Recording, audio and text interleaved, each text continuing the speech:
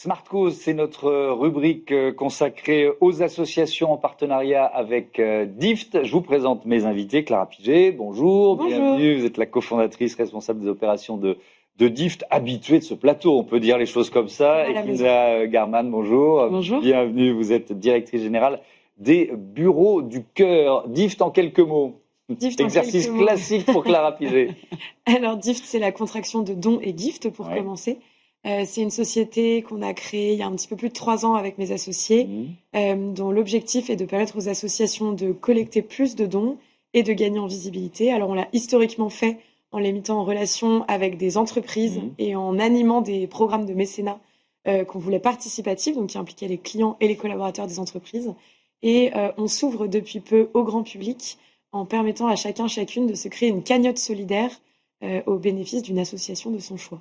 Ça, on va le détailler tout à l'heure parce qu'effectivement, c'est une nouveauté. Je veux bien que vous nous présentiez les bureaux du cœur. Quand ont-ils été créés? Pourquoi? C'est quoi la genèse des bureaux du cœur?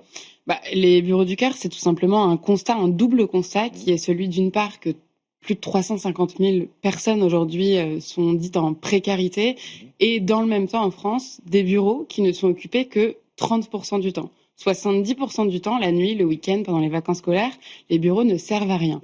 Et donc, les bureaux du cœur ont vraiment voulu aller à contre-pied de ces deux constats-là, à savoir comment mettre à disposition des bureaux la nuit et le week-end à des personnes en situation de précarité pour leur permettre de s'insérer dans la société. Ouais. L'association, elle existe depuis longtemps? Elle existe depuis 2021, mais elle s'est énormément développée puisque donc on a eu nos premiers accueils en 2021. Donc nous, on a un vocabulaire assez précis, mais donc on fait des accueils avec des invités. Donc un invité est une personne en situation de précarité qui est accueillie dans un bureau d'entreprise. Un invité reste pendant 3 à 6 mois dans le bureau d'entreprise avec vraiment pour idée de pérenniser et de stabiliser sa situation pour pouvoir en sortir positivement. Aujourd'hui, on a accueilli bientôt 850 personnes grâce à un réseau de 350 entreprises qui chaque soir ouvrent leurs portes. Qu'est-ce qui a été le plus difficile ou qu'est-ce qui est encore difficile peut-être de vaincre un certain nombre d'a priori, de convaincre ou finalement il n'y a pas tant de justement de biais que je peux l'imaginer. Je suis peut-être très optimiste, mais j'ai trouvé ça relativement simple. J'adore l'optimisme. Une bouffée d'optimisme, ça fait du bien en ce moment. Et en fait, non, les bureaux du cœur, et c'est comme ça que le projet a pris. La genèse du projet, c'est un entrepreneur qui, lui, s'est dit, mais en fait, mes bureaux ne servent à rien la plupart du temps, et il y a quelqu'un qui s'abrite juste de l'autre côté de mon mur, dans la rue, parce que en fait, c'est protégé des intempéries. Et il a vraiment voulu répondre avec un enjeu, avec une réponse très sociale à son rôle d'entrepreneur. Il s'est dit, mais comment est-ce que moi, je pourrais agir en tant qu'individu, entrepreneur, dirigeant d'entreprise? Et c'est comme ça qu'il a réussi à monter une association qui a, en fait, vraiment dépassé largement nos objectifs. Aujourd'hui, on est présent dans 40 villes en France et en Europe, puisqu'on est aussi présent à Lisbonne, Barcelone, Lausanne et Bruxelles. Donc on a vraiment réussi à convaincre. Les entreprises se sont convaincues elles-mêmes d'une certaine manière de la pertinence du projet. C'est un projet qui s'est développé vraiment de manière assez naturelle. Donc je dirais que peut-être la difficulté, ce sera certainement demain, quand aujourd'hui nos early adopters, à savoir les personnes qui, elles, avaient envie de donner cette vocation sociale et sociétale à leur entreprise, seront déjà hôtes bureaux du cœur et qu'on aura encore à les convaincre ceux qui spontanément n'y sont pas allés. Et qui ont peut-être encore ces stéréotypes en tête, la peur de l'autre et la peur de donner ses clés comme le font nos entreprises hôtes. C'est un peu comme quand on se lance dans un programme de limitation de son impact carbone de l'entreprise. Les premiers sont faciles à trouver, c'est beaucoup plus difficile de faire baisser ensuite des quelques derniers pourcents. Pourquoi vous avez sélectionné les bureaux du cœur? Moi, je le comprends maintenant en écoutant Kinda, mais racontez-nous. Alors donc nous, oui, effectivement, côté DIFT, on a eu à cœur de sélectionner des assos dans lesquels on croyait particulièrement. Et donc les bureaux du cœur, ça a été la combinaison de tout un tas de critères que vous avez pu entendre là. C'est déjà un sujet évidemment qui est super important à traiter. Kinda disait 350 000 personnes en situation de précarité, voire de rue en France. C'est un sujet pour lequel il fallait que nous, on cherche des solutions et des assos pertinentes. C'est une réponse qui se veut innovante et qui comble un manque. Donc c'est nous ce qu'on essaye de soutenir et promouvoir, de dire il y a des solutions évidentes qu'il faut qu'on arrive à faire développer et à soutenir. Donc voilà, ce sujet de il y a un lieu, il faut qu'on en fasse quelque chose. Oui, et puis alors, vous ouvrez au grand public, on va en reparler, mais c'est aussi une offre qui s'adresse directement aux entreprises. Évidemment. Et on avait ce lien historique avec les entreprises. Donc, en fait, leur proposer et promouvoir des solutions qui s'adressent à elles et dont elles peuvent se saisir, c'était aussi important pour nous. Comment ça se passe? Est-ce que vous avez, j'imagine que vous en avez plein, mais des exemples à nous donner de belles histoires d'entreprises et d'invités? Et puis surtout, qu'est-ce qui se passe au bout de quelques mois, quoi? Parce que l'objectif, c'est déjà génial, hein, c'est pas juste d'offrir un toit, j'imagine. Très concrètement, les invités qui nous sont prescrits par des organismes sociaux, donc déjà ils sont prescrits par des organismes sociaux, ce sont des organismes qui nous disent on pense que ces personnes pourraient répondre à un certain nombre de critères, et il en faut malheureusement, mais pour s'assurer que l'accueil pourra bien se passer au sein de l'entreprise.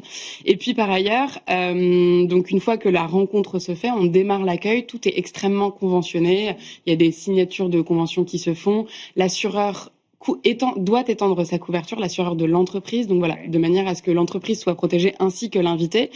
Et à partir de ce moment-là, donc démarre l'accueil avec des horaires qui ont été fixés notamment. Donc très souvent, l'invité arrive le soir vers 18-19 heures en fonction de l'activité de l'entreprise. Évidemment. Et l'objectif, c'est aussi que l'invité croise les salariés, alors peut-être pas tous les soirs, mais qu'il y ait des moments de création de lien social. Et c'est en fait par des petits bonjours, des cafés qui s'organisent régulièrement qu'on a justement nos plus belles histoires, puisque j'ai en tête l'histoire d'Alain qui était accueilli dans une entreprise. Alain, c'est un peu un cas classique d'une personne qui a un accident de parcours, un accident de vie et qui se retrouve à dormir dans sa voiture est retirée, il dort dehors. Enfin voilà, on est vraiment dans une dégringolade assez progressive. Et Alain se dit un jour c'est pas possible quoi, faut que je sorte de cette situation. Il en parle avec son assistante sociale qui lui trouve une place au sein des Bureaux du Cœur, et on a vu un Alain qui a vraiment changé la tendance de sa vie pendant 6 mois. Parce que il avait créé un lien. Alors Alain c'est quelqu'un de très expansif, donc il a créé un lien très direct avec. C'est devenu la mascotte de l'entreprise. Complètement. En quelque sorte. Il était invité à tous les pots de départ. Il faisait partie de la communauté de l'entreprise. Et je pense que c'est quand même un besoin fondamental que d'avoir ce sentiment d'appartenance-là. Et quand Alain est sorti il a obtenu un logement social à Lille. Donc ça, c'était quand même quelque chose de génial. 60 mètres carrés dans le centre de Lille. Il était un peu gênant en disant mais en fait c'est génial, mais bon, j'ai toujours pas pérennisé mon emploi, etc. Donc il va falloir aussi qu'on puisse meubler cet espace. Et donc, se sont organisés l'ensemble des salariés de l'entreprise pour aller faire un tour chez tout le monde et que chacun puisse donner un objet, un meuble dont il lui avait pas l'utilité. C'est allé évidemment bien au-delà de ce que nous, on attendait dans le cadre des Bureaux du Cœur. Mais on voit vraiment une chaîne de solidarité qui se crée et qui permet justement le rebond de cet invité. Et ce qui est assez frappant, c'est qu'évidemment, pour Alain, ce lien social lui a permis de rebondir et de sortir de sa situation. Aujourd'hui, Alain, c'est quelqu'un qui, comme vous et moi, a une vie qui se poursuit sans encombre, et j'en suis vraiment très heureuse. Mais c'est aussi pour les salariés de l'entreprise quelque chose d'assez fondamental, puisque c'est l'occasion en fait de pouvoir tendre une main dans le cadre de son boulot, de s'engager, de donner du sens aussi à son quotidien avec un projet qui au départ paraît tout simple et assez naturel. Clara, est-ce que parce que là effectivement on est dans une association qui est on est vraiment au cœur de l'entreprise. Ça va peut-être même au-delà vous êtes venu nous parler et nous présenter beaucoup d'associations et de causes qui sont géniales, mais là, ça va presque au-delà dans l'impact que ça peut avoir dans une entreprise. Parce qu'on est dans les locaux, vous voyez ce que je veux dire? C'est dans les locaux, c'est dans le lien social, c'est dans la relation avec les salariés. Donc, effectivement, ça implique beaucoup plus de monde que simplement l'équipe mécénat qui attribue des financements. Mais nous, c'est ce qu'on trouve intéressant aussi, c'est de pouvoir proposer aux entreprises des associations avec lesquelles elles peuvent aller plus loin. Et en fait, il y en a un certain nombre. Alors, ça va de animer un moment de team building solidaire à pouvoir accueillir une personne dans les bureaux. Il y a donc tout un panel d'actions qui sont possibles. Mais c'est quand même l'idée de pouvoir dire rendons concret ce mécénat d'entreprise. Faisons des actions qui permettent de mettre le pied à l'étrier aussi des salariés qui peut-être n'avaient pas eu l'habitude d'avoir des actions de solidarité ou n'avaient même pas conscience qu'ils pouvaient le faire. Et donc, c'est ça qui nous intéresse aussi dans la relation association-entreprise, c'est que ça peut aller beaucoup plus loin que le financement, effectivement. Alors justement, parlons quand même de financement. Dans le cas particulier, les chiffres que vous nous avez donnés, c'est 747 DIFT, alors c'était à date, et plus de 27 000 euros versés. Qu'est-ce que ça représente, ce financement-là, pour une association comme la vôtre? Il est important, évidemment. Tous les financements sont importants. Je pense que vous n'êtes pas sans savoir qu'on est dans une période une phase un peu critique de l'État et les crise collectivités associative. ont plutôt le sentiment de couper. Ouais, il y a des rabais qui se font et effectivement une vraie période de difficulté. Et c'est vrai que du coup, pouvoir mobiliser d'autres ressources au-delà même du montant, c'est comment en tant qu'association, on arrive à réorienter aussi notre collecte de fonds. Et c'est ce que propose DIFT. Et je trouve que c'est fabuleux puisque nous, très honnêtement, DIFT, ça a été une solution qui nous a été proposée parmi d'autres et qui aujourd'hui porte ses prix. 27 000 €, ça reste quand même très conséquent. C'est presque un demi-ETP si on doit le rendre un équivalent temps plein. Ah, merci. Trop de jargon. Non, mais c'est pas grave. Et donc effectivement, c'est quand même quelque chose qui est assez, qui aujourd'hui va devenir fondamental, c'est d'aller trouver d'autres ressources pour pérenniser nos structures et nos actions. Allez, on termine, il nous reste 1 minute 30 pour quand même, Clara, nous parler de cette nouveauté. Là, c'est quoi? C'est une solution de cagnotte, c'est ça, qui est proposée à nous tous, quoi, aux particuliers? Depuis la rentrée, on permet à tout le monde, donc vous, moi, n'importe qui dans la rue, de se rendre sur le site de DIFT et de créer une cagnotte solidaire qui sera au bénéfice d'une association. Et donc, les gens commencent à se dire, pour un anniversaire, pour un pot de départ, pour un Secret Santa, pour un mariage, pour une course, un marathon, et on voit les occasions se multiplier. Je peux afficher quelle est la cause pour laquelle moi j'ai envie de m'avancer, celle que j'ai envie de défendre, et demander à mes amis, mon entourage professionnel, ma famille de participer. Et on accompagne les associations pour qu'elles puissent se saisir de ce nouveau produit, soit pour en parler à leur communauté, soit parfois même organiser des challenges de collecte. Et donc là, c'est un vrai moment d'animation de leur communauté de bénévoles ou de leur équipe pour leur permettre de parler de leur engagement autour d'eux. Oui.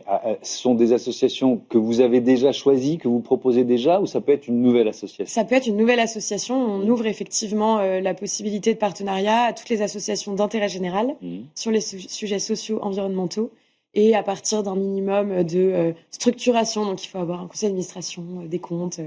Un certain nombre de critères. Voilà. Merci beaucoup à toutes les deux et à bientôt sur Be Smart for Change. On passe tout de suite au grand entretien de ce Smart Impact. On se demande notamment comment se porte la fresque du climat.